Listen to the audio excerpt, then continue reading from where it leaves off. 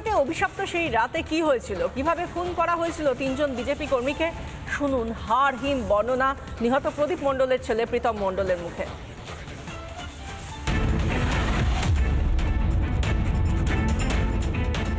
আমি প্রীতম মণ্ডল, আমার বাবার নাম প্রদীপ মণ্ডল, আমাদের বাড়ি সন্দেশখালী। আমার বাবা 15 বছর বয়স থেকে আরএসএস করতো। পরবর্তীকালে বজরং দলের ওখানে নানা রকম শাখা তুলে ধরে এবং পরবর্তীকালে রাম জন্মভূমি আন্দোলনে গিয়ে আন্দোলন করতে করতেই ওখানে অ্যারেস্টও হয়।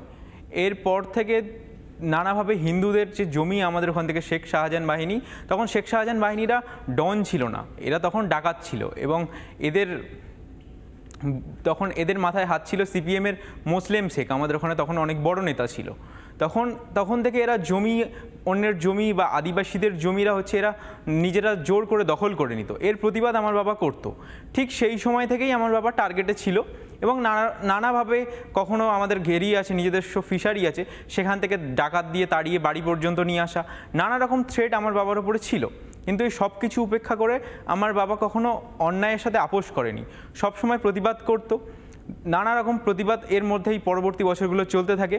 2008 সালে তপন ঘোষের নেতৃত্বে হিন্দু সংহতি নামে একটি অরাজনৈতিক সংগঠন আমাদের ওখানে স্থাপিত হয় এবং তপন জেঠুর খুব কাছের লোক হয়ে ওঠে আমার বাবা। পরবর্তীকালে ওই অঞ্চলগুলো সন্দেশখালী, মালঞ্চ, সোনাখালী, ক্যানিং, বাসন্তী, এই অঞ্চলগুলোতে হিন্দু সংহতির মজবুত শাখা গঠন করে এবং এই যে জিহাদি, এদের বিরুদ্ধে একটা সক্রিয় প্রতিরোধ গড়ে তোলে এবং যেখানে যা সমস্যা হতো সব কিছুর জন্য হিন্দুরা সবার আগে মনে করতো আমার বাবাকে। তো এরপরে এই পরবর্তী এলাকাগুলো সবার চোখের বিষ হয়ে যায় প্রদীপ মণ্ডল। ঠিক 2009 সাল আমাদের ওখানে কাকলি হালদার নামে একজন পুণ্যার্থী কুম্ভ থেকে স্নান করে একটা হিন্দু সংহতির আমাদের ওখানে নিজেদের মধ্যে একটা অনুষ্ঠানের আয়োজন করে। সেই সময় এই শেখ শাহজাহান বাহিনী আমার বাবাকে ওখানে ঘিরে ফেলে মারধর করে, মাথা ফেটে যায় এবং বাবার বুকে সেদিনকার বন্দুক ধরে। বন্দুক থেকে সেদিন গুলি চলেনি, কিন্তু আমার বাবা কিছু না করার সত্ত্বেও আমার বাবাকে 3 মাস সেই সময় জেল খাটতে হয়।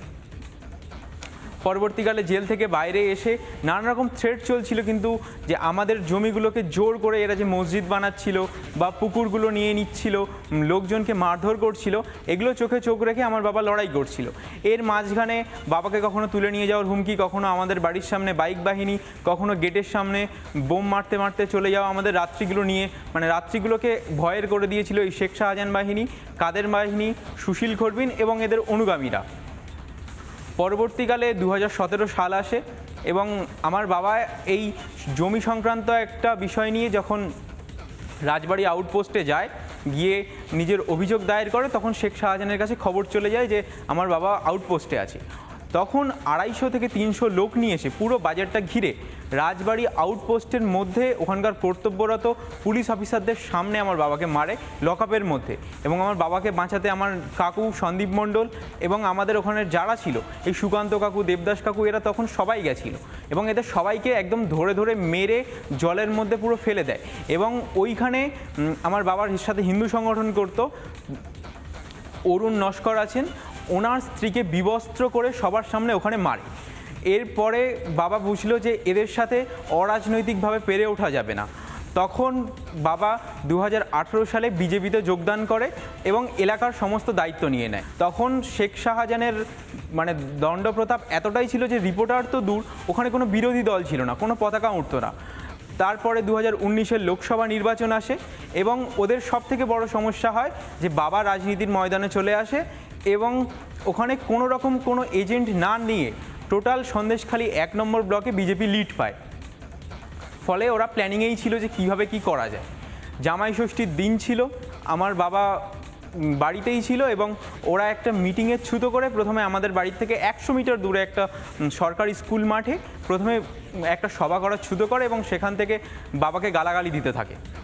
বাবা ঘরের মধ্যেই সভাপতি ছিল এবং শেখ শাহজাহান বাহিনী, কাদের মোল্লার নেতৃত্বে এবং কাদের শেখ যে বাংলাদেশি, এর নেতৃত্বে রোহিঙ্গারা 3টে বাহিনী একসঙ্গে আসে এবং এসে বাবাকে ঘর থেকে বার করে আখের গায়েন এবং নূর উদ্দিন মীর এবং শেখ শাহজাহানের ছোট ভাই আর আইজুল মোল্লা, কাদের মোল্লার ছোট ভাই এবং কাদের মোল্লা আমার বাবাকে ওখানটা থেকে তাড়া করতে থাকে।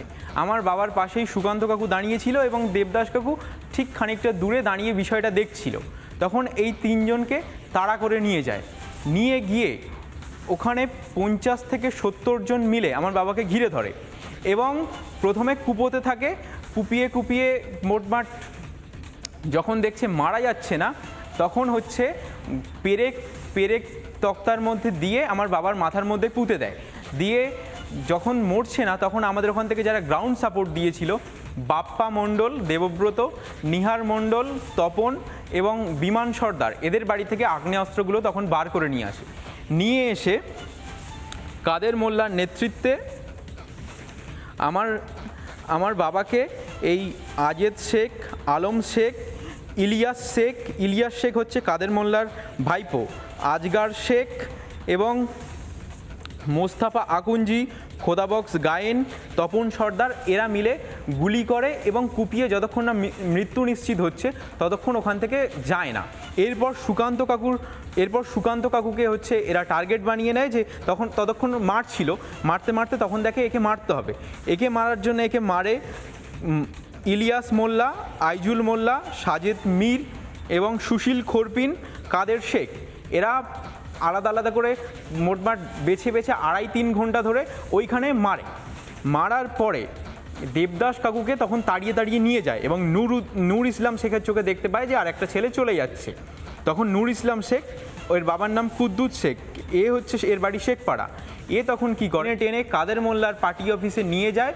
ফুলমণিতে এই পার্টি অফিস অবস্থিত এবং সেখানে দেবদাস কাকুকে পিস করে হান্নান মোল্লা, হাসান শেখ, এ হচ্ছে কাদের মোল্লার বডিগার্ড, আচ্ছা, সাইফুদ্দিন মোল্লা, আলমগীর শেখ, এ হচ্ছে শেখ শাহজাহানের ছোট ভাই, আরিফ শেখ, সাজেদ মীর, সাজেদ শেখ, মাজেদ শেখ, আলী মোল্লা, স্বপন দাস এবং আকবর মোল্লা, এরা পিস করে।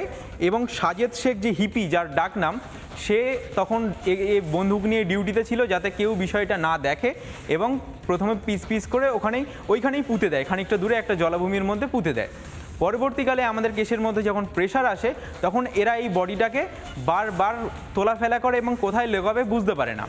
যখন এরা বুঝে যায় যে আর কোনোভাবে সম্ভব নয়, কারণ আমার পরিবার এবং আমার বাবার সংগঠনের ছেলেরা বারবার চেষ্টা করছিল যে যেভাবে হোক দেহটাকে ওখানটা থেকে বার করে নিয়ে আসতে হবে, তখন এই মাতিন শেখের অটোতে করে আইজুল মোল্লা, কাদের মোল্লা, শেখ শাহজাহানের ছোট ভাই আলমগীর, এরা হচ্ছে 9 নম্বরের পোল আছে আমাদের ওখানে, যেটার সাথে নদীর সঙ্গে খাল সংযুক্ত হয়, সেখানে বডিটাকে আলাদা আলাদা করে ছড়িয়ে দেয় এবং এরপর থেকে এলাকায় সন্ত্রাস তৈরি করে এবং যে কোনো বিরোধী দল বা কেউ কিছু করতে চাইলে সেখানে হচ্ছে একটাই কথা বলে যে কোনো কিছু করলে ভাঙিপাড়া ঘটিয়ে দেবো এবং এরপর থেকে আমরা ঘর ছাড়া হয়ে যাই। আমাদের এত বড় একটা অপ্রাপ্তি, যে আমাদের সাথে এত বড় একটা দুর্ভাগ্য ঘটলো, কিন্তু তবুও তো আমাদের দুটো পরিবার, যেমন আমার বাবা এবং সুকান্ত কাকুর ক্ষেত্রে আমরা এত বড় দুর্ঘটনার পরেও আমাদের নিজেদের মানসিক শান্তির জন্য তার দেহটা তো পেয়েছি, পাওয়ার পরে তার শ্রাদ্ধ শান্তি বা সংস্কার আমরা তো সব কিছু করতে পেরেছি। কিন্তু আজকে ওই কাকিমাটা,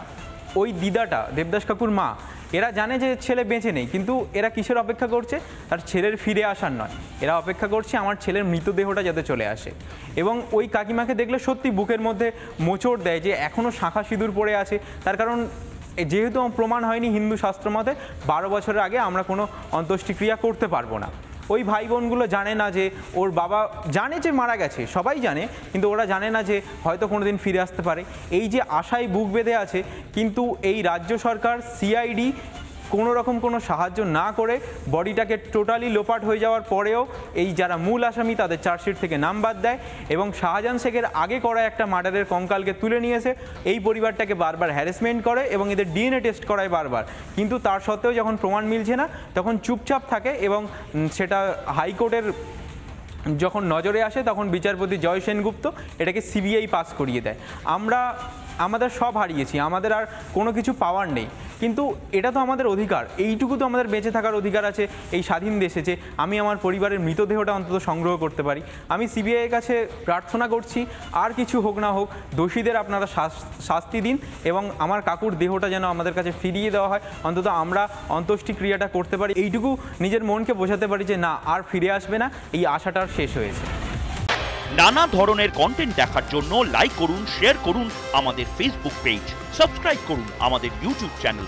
পাশাপাশি অন্যান্য ব্রেকিং নিউজের জন্য অবশ্যই চোখ রাখুন রিপাবলিক বাংলায়।